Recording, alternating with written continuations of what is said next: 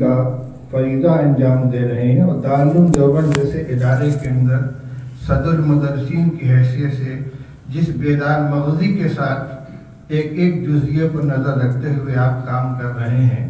ابھی امیر الہند کے انتخاب کے سلسلے میں جتنے اوصاف کا تذکرہ کیا گیا تھا، کوئی شخصیت بلا کسی استثناء کے حضرت کے علاوہ اس وقت ہمارے سامنے نہیں ہے.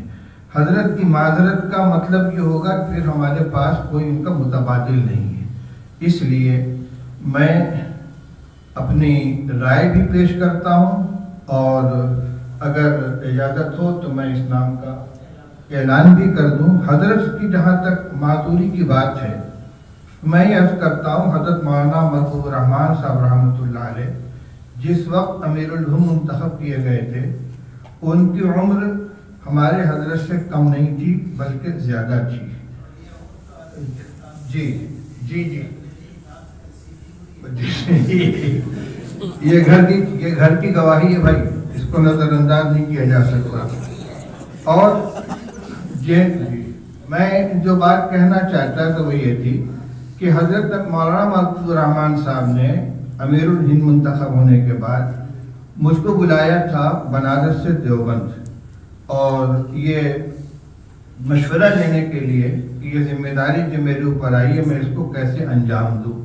اس وقت میں نے ان کو یہ رائے دی تھی کہ دستور میں بھی اس کی گنجائش ہے کہ آپ اپنا کوئی نائب منتخب فرما دیں اور کام اس کے ذریعے لیں، رہنمائی آپ کی ہو. الحمدللہ آج خود حضرت کی زبان سے وہ نام بھی سامنے آ گیا ہے جو انتہائی مناسب ہے. اس لیے ضابطے کی کارروائی کی تکمیل کرتے ہوئے مولانا مفتی سلمان صاحب کو نائب امیر الہند منتخب کر دیا جائے اور حضرت صدارت کی امارت کی ذمہ داری سنبھالیں. انشاءاللہ گاڑی پہلے سے زیادہ رفتار کے ساتھ چلے گی اور جو کچھ اس کے اندر جھول رہ گیا ہے جس کو محسوس کیا فرما رہے ہوں اس کا بھی انشاءاللہ ازالہ ہو جائے گا. اسی کے ساتھ میں حضرت مولانا سید ارشد صاحب مدنی دامت برکاتہم العالیہ کے امیر خامس ہونے کا اعلان کرتا ہوں.